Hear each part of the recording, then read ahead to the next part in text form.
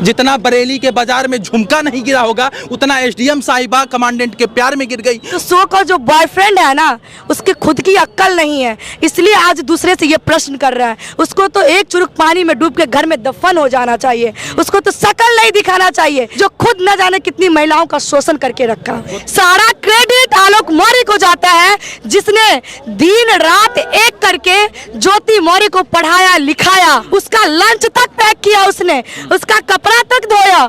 लेकिन आज वो बोल रहा है कि उसका पति को क्या पता कि सिलेबस क्या है। अरे भाई, क्या उसका पति मूर्ख है? उसको पता नहीं कि प्री और मेंस और इंटरव्यू क्या होता है? कितनी महिलाएं उससे प्रताड़ित हुई होगी। उसको अविलंब उसको जेल के अंदर डालना चाहिए, मनीष दुबे को। और वो आकर के बात कर रहा है, पढ़ाई लिखाई की बात कर रहा है। पढ़ लिख के मतलब क्या हुआ? कुर्सी पे बैठ जाना। अब बेअक्ल होते तो तुम ये बात नहीं करता। पढ़े लिखे का मतलब ये हुआ कि तुम्हारे अंदर समाज में नई सोच कैसे उत्पन्न हो, समाज में क्या हम नई चीज ला सकते हैं, दे सकते हैं। पढ़ने लिखने का मतलब ये भी होता है। आज मैं सैल्यूट करती हूँ आलोक मौर्य को कि अपनी बात को आकर के सोशल मीडिया पे रखा है, ताकि वो फ्रस्ट्रेशन में आकर के सुसाइड नहीं किया, नहीं तो अंदर ही अंदर घुट के वो मर जाता इंसान। सबसे पहले तो दहेज वो लिया नहीं है, इसलिए नहीं लिया है कि जिसको खुद को खाने का औकात नहीं हो, दहेज कहाँ से देगा। तो धन्यवाद कि आलोक मौर्य शादी करके अपने घर लाया उसको। जो तथाकथित बॉयफ्रेंड कुछ दिनों पहले चैट में लव यू कर रहा था, वो आज मीडिया के सामने कह रहा था जबरदस्ती नहीं। एक वीडियो सोशल मीडिया पर वायरल हो रहा है, जिसमें वो तथाकथित बॉयफ्रेंड कह रहा था कि पढ़ाई लिखाई का क्या कुछ मतलब होता है। वो ये कह रहा था कि हम और ज्योति जिस पद पर, क्या हमें वो कोई बना सकता है। अभी हमारे साथ प्रियंका झा है, सोशल एक्टिविस्ट हैं और तमाम मुद्दों पर बेबाकी के साथ अपना राय रखती हैं। वो इस पूरे मामले पर, पति पत्नी का ये विवाद जो इन दिनों सोशल मीडिया पर विषय बना हुआ है, चर्चा में है, वो आज ये कह रहा था कि पढ़ाई लिखाई का क्या मतलब होता है। पढ़ाई लिखाई का मतलब होता है बचपन से पढ़ाना लिखाना। और वो ये भी सवाल कर रहा था कि पति को ये नहीं पता कि सिलेबस में क्या कुछ है। प्री मेंस और इंटरव्यू का जो तमाम वो 3 स्टेजेस होते हैं, उन्हें ये नहीं पता कि मेंस में क्या कुछ आता है। क्या कहेंगे आप? वही मैं सो कॉल बॉयफ्रेंड मैं कहूँ तो मैं उसको यही कहना चाहूंगी, पढ़ा लिखा मूर्ख है वो। पढ़ा लिखा मूर्ख, बिल्कुल मूर्ख है वो।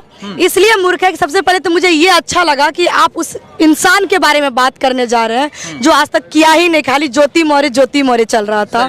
ये चीजें के लिए पहले आपको मैं धन्यवाद देना चाहती हूँ। और मैं सो कॉल बॉयफ्रेंड को मैं कहना चाहती हूँ कि उसे ये नहीं पता है कि ज्योति मौर्य को पढ़ाने के लिए उसका हस्बैंड किस किस से पैसा मांगा होगा और किस किस से पैसा ले करके उसको पढ़ा करके उस मुकाम पे बैठाया होगा। उस सो कॉल बॉयफ्रेंड को यह भी ध्यान रखना चाहिए था कि आज अगर पति उसका सपोर्ट नहीं करता, क्या वो एसडीएम बन पाती? कहीं से भी नहीं बन पाती। नहीं तो बहुत सारी ऐसी महिलाएं भी है जो पढ़ी लिखी शिक्षित है, लेकिन उसका पढ़ाई लिखाई का मतलब होता है बचपन से पढ़ाना। तो नहीं, तो मैं उसे यही कहना चाहती हूँ कि जिसको बचपन से पढ़ाया लिखाया जाता है, तो उसके पापा को अपनी बेटी का सपना पूरा करके शादी करना चाहिए। फिर अगर आप पढ़ा के कहीं शादी कर रहे हैं, उसका सपना अधूरा रह गया, तो उसका सपना उसका ससुराल वाला पूरा करने का काम करता है। आलोक मौर्य को सारा श्रेय जाता है जो आज ज्योति मौर्य उस कुर्सी पे बैठी है। वो तो कह रहे हैं कि सिलेबस में क्या कुछ था, वो यदि इस बात का प्रश्न यदि आलोक से किया जाए तो शायद आलोक को ये पता नहीं होगा कि यूपी पीसीएस के प्री में क्या आता है, मेंस में क्या आता है और इंटरव्यू में क्या कुछ आता है। तो यही बात है कि ये क्वेश्चन हमें शर्म आ रही है कि ये सवाल अपनी माता पिता पे हम दागने का काम कर रहे हैं। आज अगर हमारी माँ, हमारे पिता हमको पढ़ाने का काम किया है, तो मैं क्या कहूँगी कि उसको पता नहीं है सिलेबस के बारे में। मैं तो कहती हूँ कि जो माँ या जो पति या जो परिवार अपने बच्चे का सपना पूरा करने के लिए जी जान लगा देते हैं, जहां तक जमीन बेच लेते हैं बच्चे का सपना पूरा करने के लिए, उससे पढ़ा लिखा और कौन हो सकता है? जो बच्चे का सपना को अपना सपना समझ करके हर कुछ दांव पे लगा देता है और आज सारा क्रेडिट हम खुद ले लेंगे, ये गलत बात है।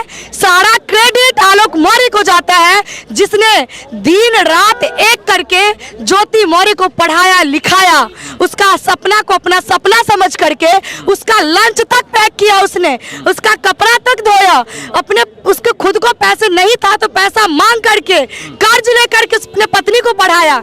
लेकिन आज वो बोल रहा है कि उसमें उसका पति को क्या पता कि सिलेबस क्या है। अरे भाई, क्या उसका पति मूर्ख है? उसको पता नहीं कि प्री और मेंस और इंटरव्यू क्या होता है? तो सो का जो बॉयफ्रेंड है ना, उसके खुद की अक्ल नहीं है, इसलिए आज दूसरे से ये प्रश्न कर रहा है। उसको तो एक चुरुक पानी में डूब के घर में दफन हो जाना चाहिए। उसको तो शकल नहीं दिखाना चाहिए कि हम बात भी कर क्या रहे हैं, जो खुद न जाने कितनी महिलाओं का शोषण करके रखा। वो तो कह रहे हैं कि दिल पर हाथ रखकर आप लोग बताइए कि अभी जिस जगह पर हम हैं, क्या हमें कोई बना सकता है? अगर मैंने सपना देखा तो मैं खुद अकेला वो सपना पूरा नहीं कर सकती हूँ। अगर मैं आज यहाँ खड़ी हूँ तो मेरे पीछे मेरे परिवार का भी संघर्ष है, मेरे भाई का भी तपस्या है, तभी जा करके मैं अपनी मंजिल को पाई हूँ। तो इसी तरह ज्योति मौर्य जो इस कुर्सी पे बैठी है, उसके पीछे उसका ससुराल वाले का सपोर्ट और पति का सपोर्ट है, तभी आज वो अपना सपना पूरा कर पाई।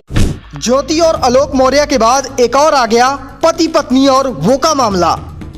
रोते हुए पति ने बताया, सिपाही बनते ही पत्नी ने बना ली दूरी।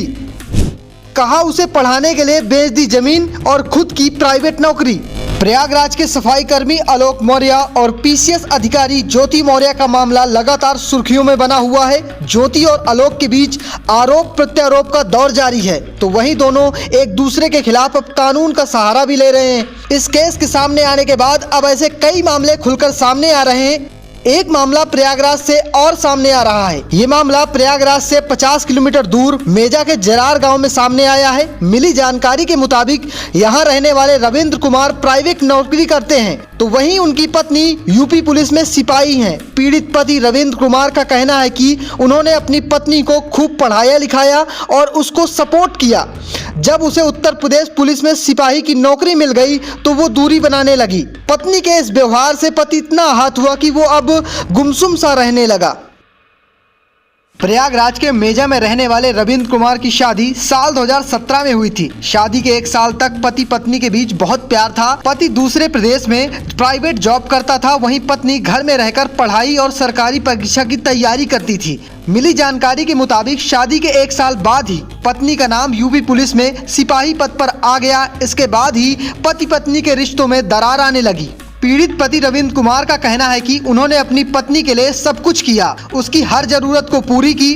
पुलिस की तैयारी से पहले उसकी डाइट समेत पढ़ाई लिखाई संबंधित हर चीज का ध्यान रखा। किसी भी चीज में कोई परेशानी ना आ जाए, इसके लिए जमीन तक बेच दी। पीड़ित पति रविंद्र का कहना है कि उन्होंने पत्नी को ग्रेजुएशन की पढ़ाई भी करवाई। पीड़ित पति रविंद्र कुमार का कहना है कि मैं सिर्फ और सिर्फ न्याय चाहता हूं। मेरी पत्नी अगर मेरे पास वापस आ जाएगी तो मैं सब कुछ भूलकर उसे फिर से अपने पास रख लूंगा। रविंद्र की मां ने रोते हुए कहा कि हमने उसे बहू नहीं बेटी की तरह रखा है, लेकिन हमारी बहू रेशमा ने ऐसा किया जो हम सोच भी नहीं सकते थे।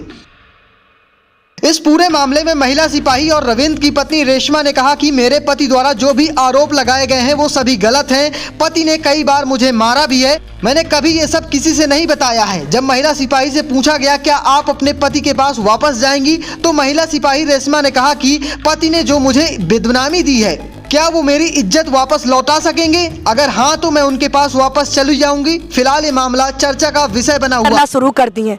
ये चीजें नहीं होना चाहिए। तो मनीष दुबे बहुत बड़ा गलत है और गंदगी है समाज में। ऐसे लोगों का बहिष्कार करना चाहिए। क्या आपको नहीं लगता कि पति पत्नी का ये झगड़ा मीडिया और सोशल मीडिया में नहीं आना चाहिए, क्योंकि समाज में कहीं ना कहीं से इस पर इम्पैक्ट पड़ रहा है? कुछ लोग ये कह रहे हैं कि महिलाओं की पढ़ाई छुड़वा देना चाहिए, कुछ लोग ये कह रहे हैं कि बेटी पढ़ाओ लेकिन महिला नहीं पढ़ाओ। आखिर इन सभी घटना के बाद से ये सारा कुछ ट्रेंड शुरू हुआ, तो आपको नहीं लगता है कि ये पति पत्नी दोनों का ये पारिवारिक झगड़ा है, ये आपस में ही सुलझाना चाहिए? ये पारिवारिक झगड़ा है ही नहीं। जब हम घर से बाहर कदम रख देते हैं ना, तो हमारी जिंदगी पर्सनल जिंदगी नहीं रहती है, वो पब्लिक की जिंदगी हो जाती है। और जिस पोस्ट पे वो बैठी हुई है वो पब्लिक फिगर है, तो वो निजी जिंदगी कैसे हुई? और जब एक इंसान टूटता है ना तो व्यथा व्यक्त करता ही है। उसने बहुत कोशिश किया इस चीज़ों को खराब ना हो, सही हो, उसने कोशिश किया, लेकिन जब वो कोशिश कामयाब नहीं हुआ, उसने आकर के अपनी बातों को रखा। इसमें गलत क्या है ये बात बताइए? इसमें कहीं गलत नहीं है।